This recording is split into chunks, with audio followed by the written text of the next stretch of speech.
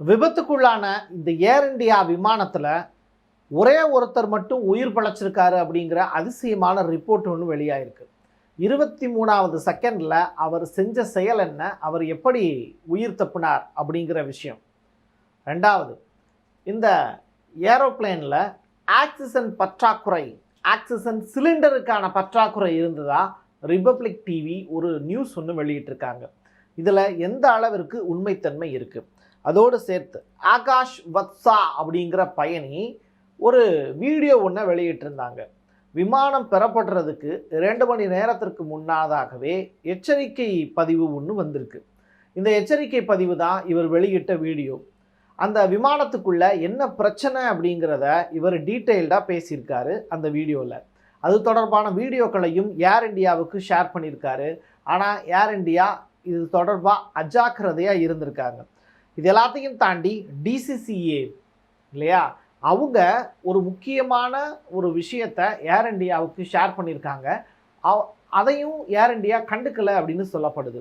உண்மையிலேயே ஏர் இண்டியாவுக்குள்ளே என்ன நடந்தது, இந்த ஏர் இண்டியா விமானத்துக்குள்ளே என்னென்ன மாதிரியான பிரச்சனைகள்லாம் இருந்தது, எப்படி இந்த விபத்து நடந்ததுங்கிற முழு வீடியோவும் தான் நம்ம பார்க்க போகிறோம். வாங்க பார்க்கலாம் உறவுகளே. இது பிரசாத் சிக்னேச்சர். நீங்கள் ஒரு ஜேர்னலிஸ்டாக இல்லை நியூஸ் ரீடராக வரணும்னு ஆசைப்பட்றீங்களா? அப்படின்னா இது உங்களுக்கான பெரிய வாய்ப்பு. ஒரு பெரிய இலக்கோட அதற்கான முதல் படிக்கட்டு தான் இந்த பயிற்சி பட்டறை. தியரிட்டிக்கல் அண்ட் ப்ராக்டிக்கல் கிளாஸினுடைய முடிவில் சர்டிஃபிகேட்டும் கொடுக்கப்படும். தொடர்புக்கு 94493594 என் நம்பருக்கு காண்டாக்ட் பண்ணுங்கள்.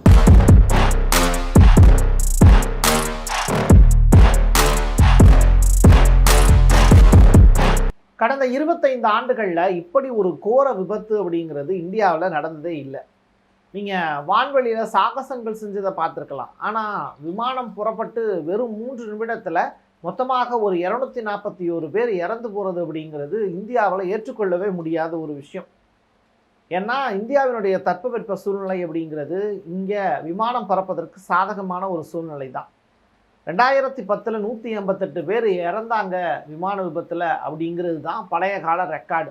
இப்போது அதை பிரேக் பண்ணி 200 பேருக்கு மேலே இறந்து போயிருக்காங்கங்கிற புதிய வரலாறு படைச்சிருக்கு இந்தியா. மேடே மேடே அப்படின்னு சொல்லிட்டு ஒருத்தர் கத்திக்கிட்டே இருந்திருக்கார். யாருன்னு கேட்டால் அந்த விமானி. அவ்வளவுதான், இந்த விமானம் முடிஞ்சு போச்சு, ரெஸ்கியூ டீமை ரெடி பண்ணிக்கோங்க, படுகாயம் அடைஞ்சவங்களை எப்படியாவது காப்பாற்றுங்க உயிர் பொழைச்சாங்கன்னா அப்படிங்கிறது தான் அந்த கடைசி கட்ட அறிவிப்பு. நாங்கள் சாக போகிறோம் அப்படின்னு சொல்கிறது தான் மேடே, வேறு ஒன்றும் கிடையாது. அதையே தான் இந்த ஏர் இண்டியாவினுடைய பைலட்டும் சொல்லியிருக்கார். ஆனால் அதற்கு முன்னதாகவே அவர் ஒரு விஷயத்தை ரிவீல் பண்ணியிருக்கார்.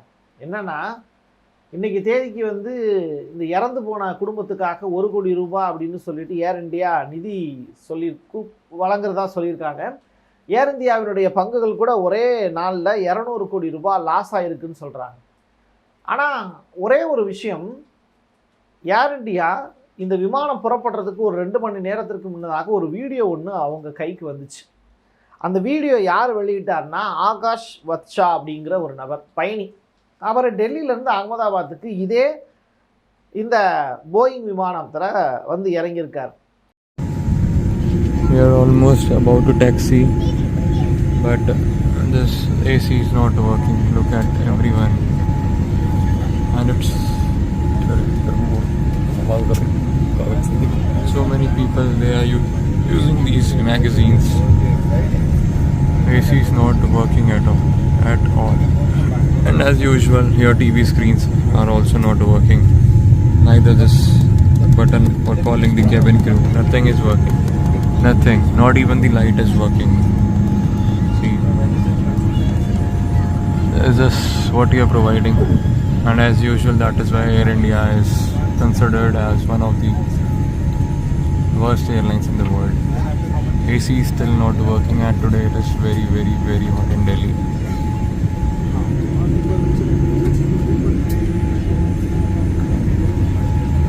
See,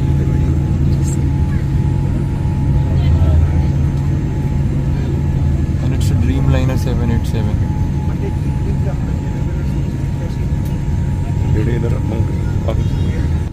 See, I'm sweating like hell. And we are here for the last 15 minutes, nothing happening. passport isn't working. Nothing is working. I don't know why I booked this flight again. A151 அப்படிங்கிற அந்த விமானத்தில் தான் இந்த பிரச்சனை ஏற்பட்டு இன்றைக்கி ஒட்டுமொத்த விமானமும் தூளாக செதஞ்சிச்சு. இதே விமானத்தில் தான் டெல்லியிலேருந்து அகமதாபாத் வரைக்கும் இந்த நபர் வந்திருக்கார். அப்படி வந்து இறங்கும் போது இவர் ஒரு வீடியோ ஒன்று பதிவு செஞ்சுருக்கார் சிக்னல் கிடச்ச உடனே. அந்த வீடியோ வந்து நீங்களே பார்த்துட்டு வாங்க. அதில் மிக முக்கியமாக அவர் சொல்லியிருக்கக்கூடிய விஷயங்கள், மேப்பு எதுவும் ஒர்க் ஆகலை, டச் ஸ்க்ரீன் ஒர்க் ஆகலை, ஏசி ஒர்க் ஆகலை, வேர்த்து கொட்டுது அப்படின்னு சொல்லிட்டு பயணிகளுடைய அந்த வீடியோவெல்லாம் காமிக்கிறார். இவ்வளவு பிரச்சனைகள் இருக்குது அப்படின்னு சொல்லிட்டு இதில் ஏதோ ஒரு ப்ராப்ளம் இருக்குது அப்படிங்கிறதையும் ஏர் இண்டியாவுக்கு அவர் வீடியோவை அனுப்பிச்சி வைக்கிறார். அப்படி இருந்தும் இந்த விமானத்தை அவங்க இயக்கியிருக்காங்க. அது மட்டும் இல்லாமல் இது அப்பயே சரி பண்ணியிருந்தாங்கன்னா அந்த விமானம் வந்து விபத்துக்குள்ளாக இருக்காது, இன்றைக்கி 240 பேர் இழந்திருக்க மாட்டோம். இது எல்லாத்தையும் தாண்டி ரிபப்ளிக் டிவி ஒரு இம்பார்ட்டண்ட்டான ஒரு செய்தியை ஒன்று கொண்டு வந்திருக்காங்க.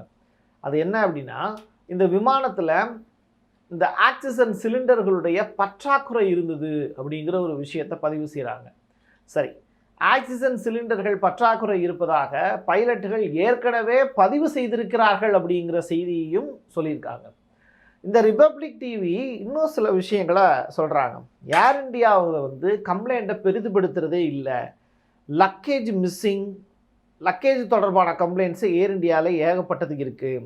அது மட்டும் இல்லை, ஏர் இண்டியாவில் வந்து முழுக்க இந்த ஏசி ஒர்க்கிங் அப்படிங்கிறது விமானத்தில் இருக்கவே இருக்காது. ரெண்டாவது, பயணிகளுக்கு கொடுக்கக்கூடிய இந்த ஆக்சிஜன் அப்படிங்கிற அந்த முகமூடி ஆக்சிஜன் இருக்குல்ல, கொரோனா டயத்தில் நம்ம போட்டு சுற்றுவோமே இல்லையா, அது மாதிரியான சிலிண்டர்ஸ் பற்றாக்குறை அப்படிங்கிறது இருந்தது அப்படின்னு சொல்கிறாங்க. எல்லாத்தையும் தாண்டி இந்த ஆக்சிஜன் சிலிண்டர் எப்போ தேவைப்படும் அப்படின்னு சொல்லி பார்க்கும்போது, மலை உயரத்தில் பறக்கும்போது 20,000-30,000 அடி ஹைட்டில் பறக்கும்போது திடுதுப்புன்னு வந்து பார்த்திங்கன்னா கீழே இறங்க வேண்டிய ஒரு சூழல் வரும் அப்படின்னு சொல்கிறாங்க. அப்போது ஆக்சிஜன் பற்றாக்குறை அப்படிங்கிறது ஏரோப்ளேனில் ஏற்படலாம். அந்த மாதிரி டயத்தில் இந்த ஆக்சிஜன் சிலிண்டர்ஸ் வந்து யூஸ்ஃபுல்லாக இருக்கும் அப்படின்னு சொல்கிறாங்க. எனக்கு இந்த ஏரோப்ளேன் பற்றியோ ஏர்கிராஃப்ட் பற்றியோ புரிதல் கிடையாது. இந்த ஆக்சிஜன் சிலிண்டர் பற்றி படித்த வகைகளில் ரிபப்ளிக் டிவி வித்தியாசமான ஒரு செய்தி ஒன்று வெளியிட்டிருக்காங்க. அதை மக்கள்கிட்ட கொண்டு வந்து சேர்க்கணுங்கிறது மட்டும்தான் என்னுடைய எண்ணப்பாடு. அதுக்குள்ளே இருக்கக்கூடிய டெக்னிக்கல் இஷ்யூஸ் பற்றி நமக்கு தெரியாது. பட் இந்த ஆக்சிஜன் சிலிண்டர் எங்களுடைய ஏரோப்ளேனில் தேவை அப்படிங்கிறத அந்த பைலட்டும் ஃபஸ்ட் ஆஃபீஸரும் கன்வே பண்ணியிருக்காங்க. பட் அதை அவங்க ஏர் இண்டியா நிறுவனம் புறக்கணிச்சிருச்சு அப்படிங்கிற ஒரு செய்தி. இது தொடர்பாக உடனே என்ன பண்ணியிருக்காங்கன்னா, ஏர் இண்டியாவினுடைய சிஇஓவுக்கு கேம்பல் வில்சனுக்கு ஒரு சம்மன் ஒன்று அனுப்பிச்சிருக்கு டிசிசிஏ. இந்த டிசிசிஏங்கிறது என்ன அப்படின்னா, directorate general of civil aviation அப்படிங்கிறது தான். ஸோ இவங்க வந்து என்ன பண்ணுறாங்க, டைரெக்டாக அந்த கம்ப்ளைண்ட்டை வந்து ஏர் இண்டியாவுக்கு அனுப்புகிறாங்க. பட் ஏர் இண்டியா வந்து இது தொடர்பாக பெருசாக எதுவும் அலட்டிக்கவே இல்லை அப்படிங்கிற செய்தியும் வெளியாயிருக்கு. சரி, இந்த விமானம் வந்து நேரடியாக போய் அந்த ஒரு ஹாஸ்டல் மேலே மோதுச்சுல, அங்கே இருக்கக்கூடிய மருத்துவ மாணவர்களுக்கெல்லாம் என்னாச்சு பிரசாத்னு கேட்டால், ஆமாம் நிச்சயமாக அங்கே இருக்கக்கூடிய ஹாஸ்டலில் இருக்கக்கூடிய மருத்துவ மாணவர்கள் நேரடியாக போய் ஒரு கட்டடத்துக்குள்ளே போய் சொருகி இருக்கு இந்த விமானம். நீங்கள் முதற்கட்டமாக கிடைக்கக்கூடிய தகவலை நம்ம பதிவு செஞ்சுருந்தோம். அதில் சில பேர் சொல்லியிருந்தாங்க, அது வெடிச்சிருச்சா இடிச்சிருச்சா கீழே விழுந்துச்சா அப்படின்லாம் கேட்குறாங்க. உண்மையிலேயே அது வந்து கட்டடத்துக்கு உள்ளே போய் சொருகி இருக்கு. ஓகே, ரெண்டாவது அதுக்குள்ளே வந்து 58,000 லிட்டர் பெட்ரோல் வந்து இருக்குது. அது என்ன ஆயிடுச்சு அப்படின்னா, இங்கேருந்து லண்டன் வரைக்கும் போகணுன்னா அந்த 58,000 லிட்டர் ஃபியூயிலும் செலவாகணும். 6 மணி நேரம் ட்ராவல். அப்போ 6 மணி நேரம் ட்ராவல் பண்ண வேண்டிய அந்த ஃபியூயில் வந்து வித்தின் 3 மினிட்ஸில் வெடிச்சிச்சு அப்படின்னா பெரிய கரும்புகை ஏற்படுவதற்கான காரணம், ஒட்டுமொத்தமாக வெடித்து சிதறதுக்கான காரணம் நம்ம பதிவு செஞ்சுருந்தது. அங்கே இருக்கக்கூடிய பெட்ரோல் வெடித்து சிதறுது. அந்த காட்சியை நம்ம பார்த்ததுனால அதை பதிவு செஞ்சுருந்தோம். இப்போது இவ்வளவு பெரிய ஒரு ஆக்சிடெண்ட் வந்து அந்த இடத்துல அந்த கட்டடத்துக்குள்ளே போய் வெடித்த உடனே அங்கே இருக்கக்கூடிய மாணவர்கள் 5 பேர் இறந்து போயிருக்காங்கங்கிற முதற்கட்ட தகவல், 10 பேரை காணவில்லை அப்படிங்கிற மாதிரியான தகவல். சரி, இந்த 242 பேரில் வந்து யாராவது ஒருத்தவங்களாவது உயிர் பிழைச்சிருக்காங்கன்னா, ஆமாம் உயிர் பிழைச்சிருக்காரு. மரணத்தை வென்ற மாவீரன் தனி ஒருவனாக இருக்கக்கூடிய விஸ்வாஸ் குமார் அப்படிங்கிறது அவருடைய பெயர். பிரிட்டனுடைய குடியுரிமை பெற்றவர் அப்படின்னு சொல்கிறாங்க. 4 மணி நேரம் கழித்து தான் இவர் உயிரோடு இருக்கார் அப்படிங்கிறதே செய்தி சேனல்களுக்கு தெரிய வருது. காரணம் என்னென்னா, அந்த விபத்து நடந்த இடத்துல இருந்து அவர் போகக்கூடிய காட்சிகள் வந்து பதிவாயிருக்கு. அதே நேரத்தில் அவராக போய் ஹாஸ்பிட்டலில் வந்து அவங்க சுற்றி இருக்கிறவங்க போய் அட்மிட் பண்ணியிருக்காங்க. இவர் இந்த விமானத்தில் பயணித்தவர் தான் அப்படிங்கிறத உறுதிப்படுத்துறதுக்கே இவங்களுக்கு 4 மணி நேரம் ஆச்சு. அவரை தேடி கண்டுபிடிச்சி அதுக்கப்புறம் வந்து அவர் தீவிர சிகிச்சை பெற்று வருகிறார் அப்படிங்கிற செய்தி. நல்லா நடந்து தான் போகிறார் மனுஷன். சரிங்க, எப்படிங்க தப்பிச்சிங்க அப்படின்னு சொல்லி கேட்கும்போது, விமானம் புறப்பட்ட 23வது நொடியிலேயே விமானத்தில் ப்ராப்ளம் இருக்கிறத கண்டுபிடிச்சிட்டாங்க. சம்திங் ராங் அப்படிங்கிறத நான் கண்டுபிடிச்சிட்டேன். அப்படி இருக்கும்போது நான் என்ன பண்ணேன், எமர்ஜென்சி எக்ஸிட்டை உடச்சி நான் வெளியில் குதிச்சிட்டேன். இந்த விமானம் எப்படியோ வெடிக்க போகுதுன்னு எனக்கு தெரிஞ்சிருச்சு, அதனால நான் குதிச்சிட்டேன் அப்படிங்கிற ஸ்டேட்மெண்ட்டை பதிவு செஞ்சுருக்கார். குதிச்சதுனால அவர் தப்பிச்சிருக்காரு அப்படின்னு சொல்கிறாங்க. இதனால இன்னொரு விஷயம் நம்ம ஏற்கனவே போட்டது, வெடிச்சதுனால இந்த மக்கள்லாம் இறந்து போயிருக்காங்க அப்படிங்கிற செய்தி. ஸோ இவ்வளோ விஷயங்களையும் நீங்கள் கூர்நோக்கி பார்த்தீங்க அப்படின்னா நம்ம என்ன சொல்ல வரோம் அப்படிங்கிறது புரியும். ஸோ பழுதடைந்த ஆக்சிஜன் சிலிண்டர்கள் அங்கே இருக்குது அப்படிங்கிறத இந்த பைலட்ஸ் வந்து ஏற்கனவே சொல்லியிருக்காங்க. அதற்கு அதை ரீகம்போஸ் பண்ணக்கூடிய வகையில் வந்து ஆல்டர்னேட் பண்ணக்கூடிய வகையில் ஆக்சிஜன் சிலிண்டர் வேணும் அப்படிங்கிறதையும் பைலட் பதிவு செஞ்சுருக்கார். பட் அவர் ஆக்சிஜன் சிலிண்டர் எதற்காக கேட்டிருக்காரு அப்படிங்கிற அந்த தொழில்நுட்ப விஷயங்கள்லாம் நமக்கு தெரியாது. பட் அவர் கேட்டு இல்லைன்னு சொல்லியிருக்கிறதா ரிபப்ளிக் டிவி செய்தி வெளியிட்டிருக்கு. அந்த செய்தியையும் மக்கள்கிட்ட கொண்டு வந்து சேர்க்குறோம். அவ்வளவுதான் விஷயம். என் கையெழுத்தின் மக்களுக்கானது உறவுகளை மீண்டும் ஒரு பதிவில் சந்திக்கலாம். நன்றி, வணக்கம். நீங்கள் நம்ம சேனலுக்கு விளம்பரம் கொடுக்க விருப்பப்பட்டீங்கன்னா 9449359594 இந்த நம்பருக்கு கான்டாக்ட் பண்ணுங்கள்.